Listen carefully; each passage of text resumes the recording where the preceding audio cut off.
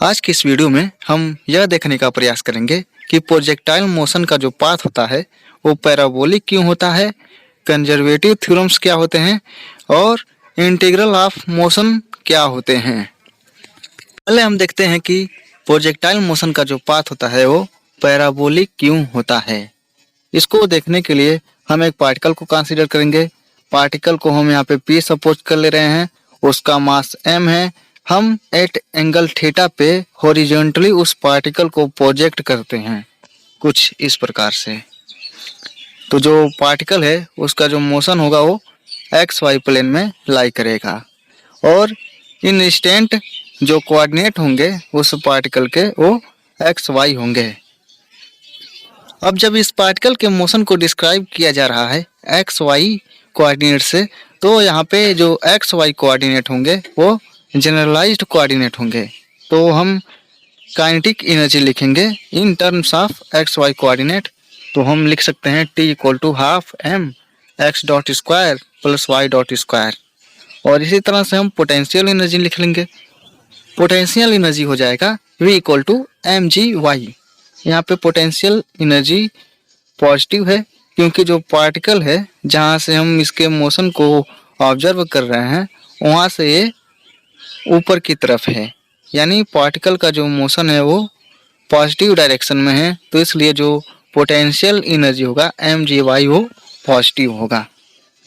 अब हमको काइनेटिक और पोटेंशियल दोनों एनर्जी पता चल गई, तो हम इसका लैग्रेंजियन लिख लेंगे। लैग्रेंजियन होता है different of kinetic and potential energy. तो L equal to T minus V करेंगे। यहाँ पे L इक्वल टू मिल जाएगा half m x dot square plus y dot square minus m g y. अब लैग्रेंजियन मिल गया तो हम इसके लैग्रेंज इक्वेशन ऑफ मोशन को लिखेंगे, एक बार करस्पॉन्डिंग टू x और एक बार करस्पॉन्डिंग टू y, क्योंकि यहाँ पे x और y दो जनरलाइज्ड कोऑर्डिनेट हैं।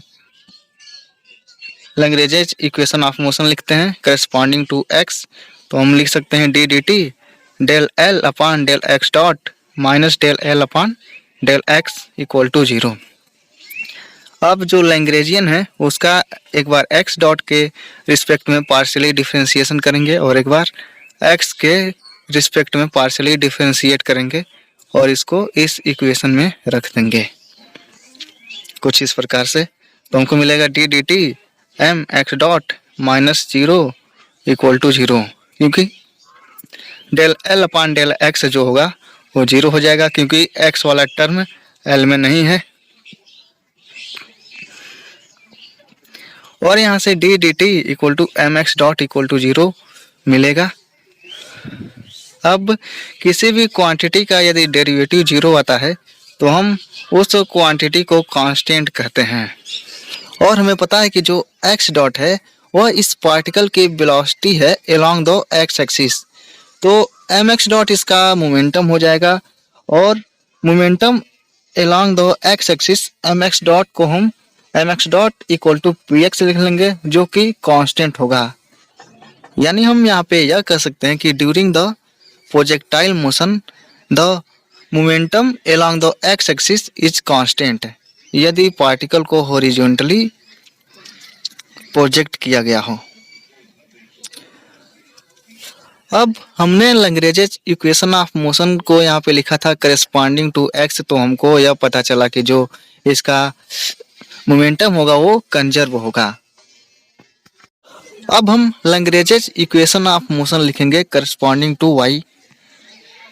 तब देखते हैं क्या मिलता है, d d t del L upon del y dot minus del L upon del y equal to 0।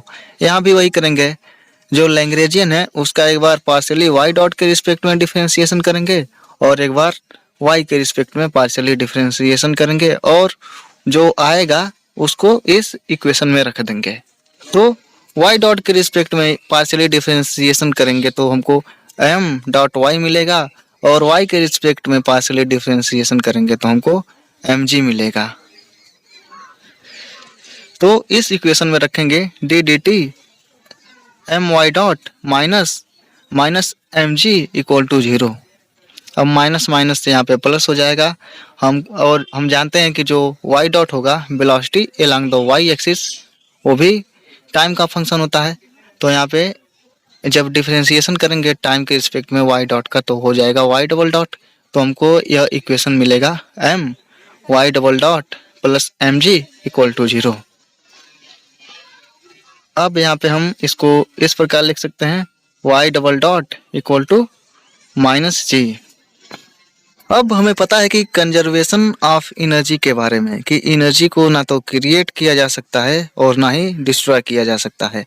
इसको एक फॉर्म से दूसरे फॉर्म में चेंज किया जा सकता है।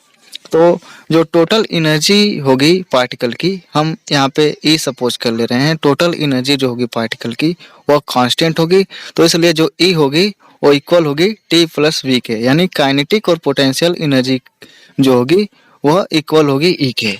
तो हम यहाँ पे ई इक्वल टू लिख सकते हैं टी प्लस वी। अब यहाँ पे टी की वैल्यू और वी की वैल्यू यहाँ पे रखेंगे, तो ई इक्वल टू मिलेगा half m x dot square plus y dot square plus m g y. अब इसके बाद हम इसको इस प्रकार लिख सकते हैं, एम जी वाई को ई के तरफ ले जाएंगे तो half m x dot square plus y dot square equal to मिलेगा e minus m g y.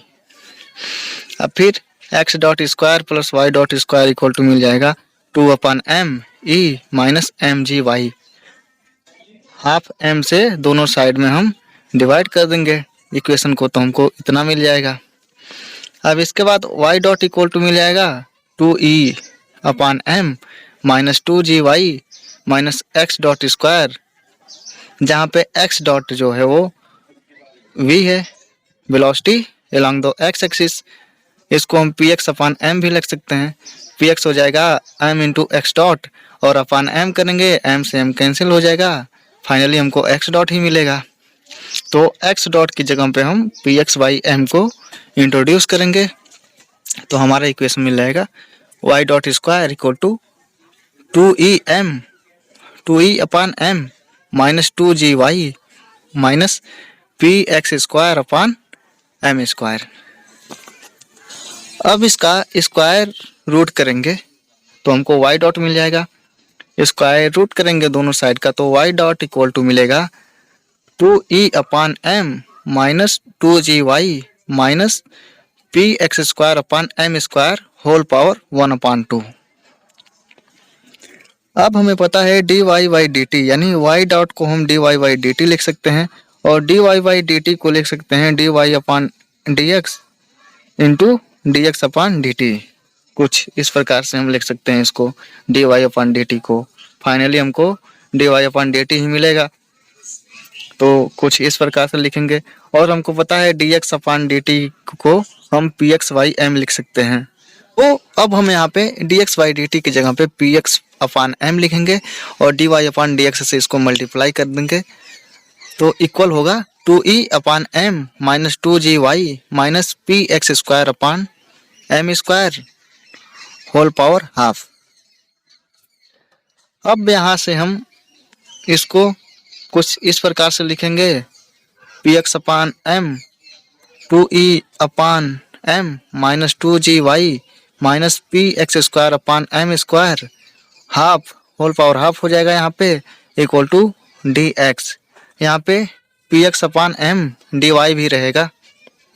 अब यहाँ पे dy रहेगा और राइट हैंड साइड में dx रहेगा, और दोनों का हम इंटीग्रेशन कर देंगे बोथ साइड का इंटीग्रेशन करेंगे तो हमको मिलेगा px/m 2e/m minus 2gy minus px square upon m square whole power 1/2 upon हो जाएगा 1/2 minus 2g equal to x plus c.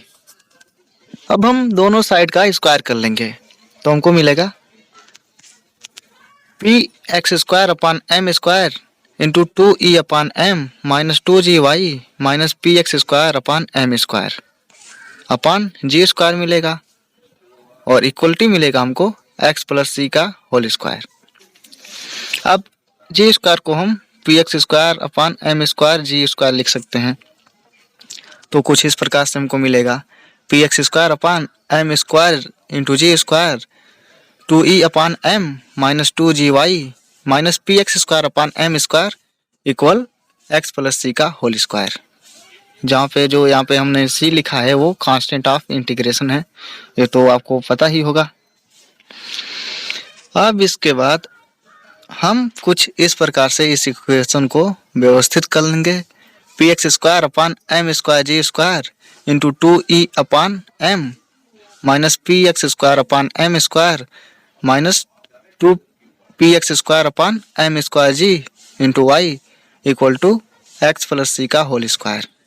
अब हम यहाँ पे जो कांस्टेंट हैं उनकी वैल्यू यहाँ पे रखते हैं।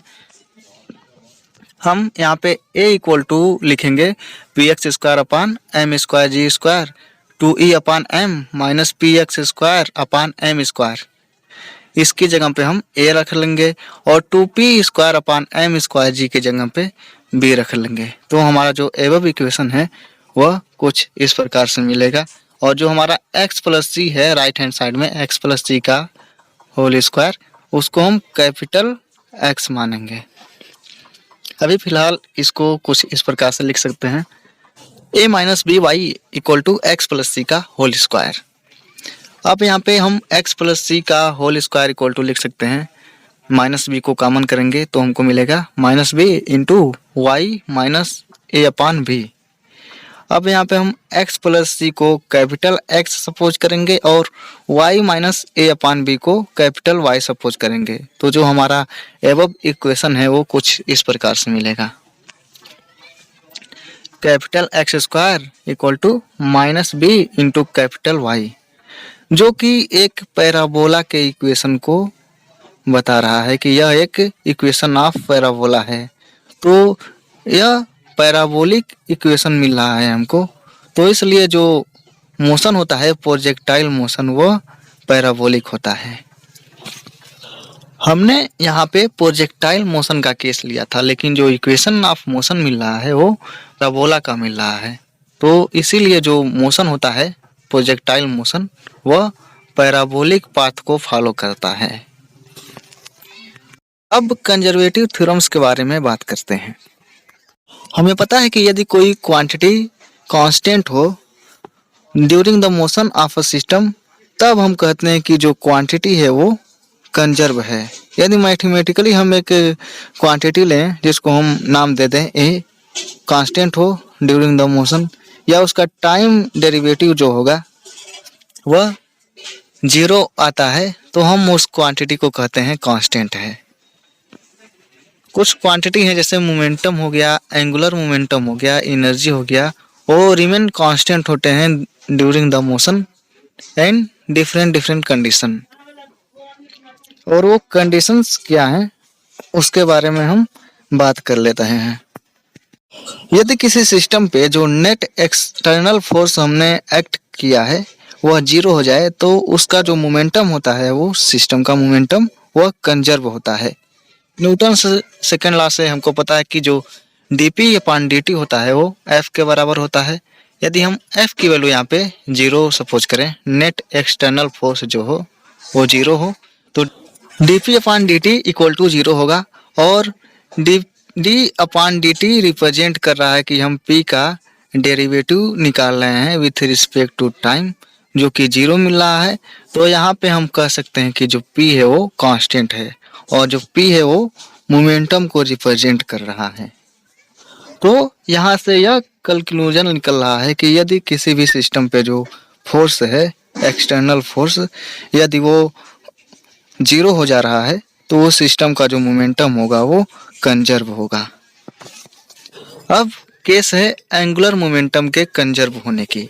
यदि किसी सिस्टम पे हमने जो नेट एक्सटर्नल टॉर्क अप्लाई किया है वह 0 होता है, तो जो एंगुलर मोमेंटम होगा वो कंजर्व होगा।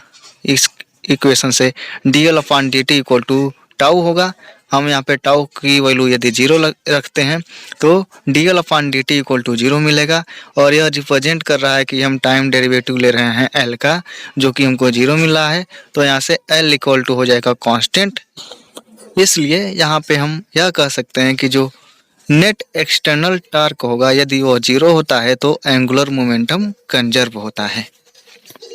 अब अगला केस ले रहे हैं कंजर्वेशन ऑफ एनर्जी का। For conservative system total energy of system remain conserve. Conservative system में जो फाइनल स्टेट की एनर्जी होती है वह इक्वल होती है इनिशियल स्टेट की एनर्जी के। यानी यदि हम kinetic potential energy initial state की निकालें और kinetic potential energy final state की निकालें और दोनों को यदि सम करें तो दोनों एक दूसरे के इक्वल आ जाते हैं, तो हम यह कहते हैं कि उस सिस्टम की एनर्जी कंजर्व है। तो कंजर्वेशन थ्योरम के बारे में ये तो कुछ बेसिक बातें हो गई। अब हम इनको डिस्कस करेंगे हमारी आने वाली वीडियो में in terms of generalised coordinate के बारे में। जनरलाइज्ड कोऑर्डिनेट हम जानते हैं कि क्यू आई होता है और जनरलाइज्ड वेलोसिटी को हम क्यू आई डॉट कहते हैं। इनके रिस्पेक्ट में हम कंजर्वेशन थ्योरम्स को डिस्कस करेंगे बारी बारी से। अब बात करते हैं इंटीग्रल ऑफ मोशन क्या होता है। ऐसे क्वांटिटी जो फंक्शन हो क्यू आई और क्यू आई डॉट के जिनकी वैल्यू रिमेन कांस्टेंट हो ड्यूरिंग द मोशन और डिपेंड करती हो only final and initial condition पे, उन क्वांटिटीज को हम कहते हैं इंटीग्रल्स ऑफ मोशन। और जो फिजिकल क्वांटिटीज रिप्रेजेंट की जाती हैं इंटीग्रल्स ऑफ मोशन से वह कंजर्व होती हैं, चाहे वो एनर्जी हो या एंगुलर मोमेंटम हो या मोमेंटम हो। तो आज की इस वीडियो में हमने यह देखा कि क्यों प्रोजेक्टाइल मोशन का पाथ पैराबोलिक होता है, कंजर्वेटिव थ्योरम्स क्या होते हैं जनरल रूप में, और इंटीग्रल्स ऑफ मोशन क्या होते हैं। आने वाली वीडियो में हम कंजर्वेटिव थ्योरम्स को डिस्कस करेंगे in terms of generalised coordinate q i और वेलोसिटी क्यू आई डॉट के रिस्पेक्ट में। तो आज के लिए बस इतना ही, मिलेंगे अगले वीडियो में, तब तक के लिए धन्यवाद। और हाँ, यदि आप हमारे इस चैनल पे नए हैं तो इस वीडियो को लाइक करें और हमारे चैनल को सब्सक्राइब करें ताकि आने वाली वीडियो में ज़रूर मुलाकात हो।